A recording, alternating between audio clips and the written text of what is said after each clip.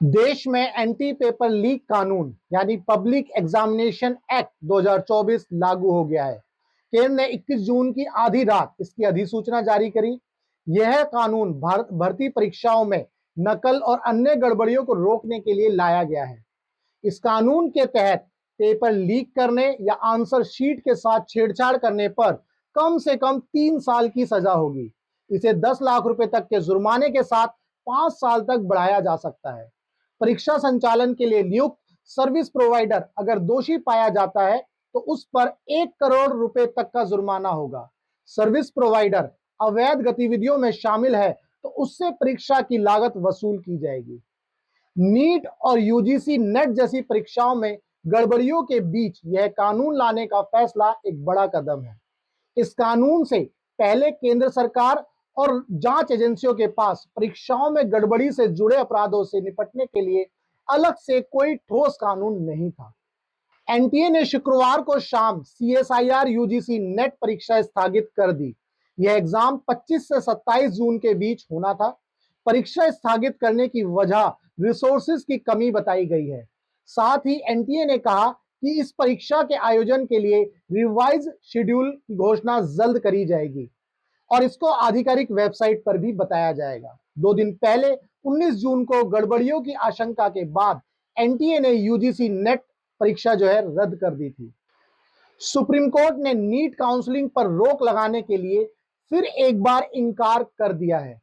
एक स्टूडेंट ने supreme court में याचिका लगाई थी। स्टूडेंट्स का कहना था कि 773 कैंडिडेट्स को बिना ग्रेस मार्क्स किए उनको फेल कर दिया गया। पूरी परीक्षा रद्द कर दोबारा कराई जाए। 8 जुलाई को केस पर सुनवाई होनी है। ऐसे में 6 जुलाई से शुरू हो रही काउंसलिंग भी 2 दिन आगे बढ़ाई जाए। इस पर सुप्रीम कोर्ट ने काउंसलिंग पर रोक लगाने से इनकार कर दिया। हालांकि री एग्जाम की मांग पर एनटीए से 2 हफ्ते में जवाब दाखिल करने को कहा गया है। दिल्ली शराब नीति केस में अरविंद केजरीवाल की जमानत पर 24 घंटे के अंदर ही रोक लग गई।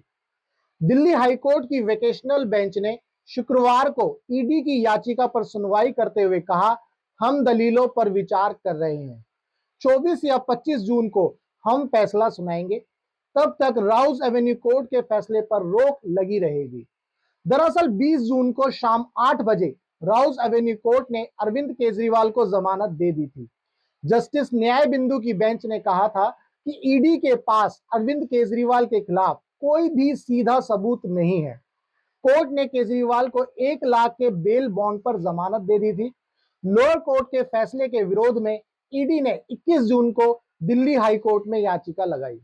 हरियाणा से रोज 100 मिलियन गैलन पानी दिए जाने की अपनी मांग को लेकर दिल्ली की जल मंत्री आतिशी 21 जून से भूख हड़ताल कर रही हैं। हड़ताल शुरू करने से पहले उन्होंने राजघाट पर पहुंचकर महात्मा गांधी जी को श्रद्धांजलि दी थी। उनके साथ अरविंद केजरीवाल की पत्नी सुनीता केजरीवाल, आप सांसद संजय सिंह और सौरभ भारद्वाज भी मौजूद थे। आतिशी दक्षिण दिल्ली के भोगल में भूख हड़ताल कर रही हैं।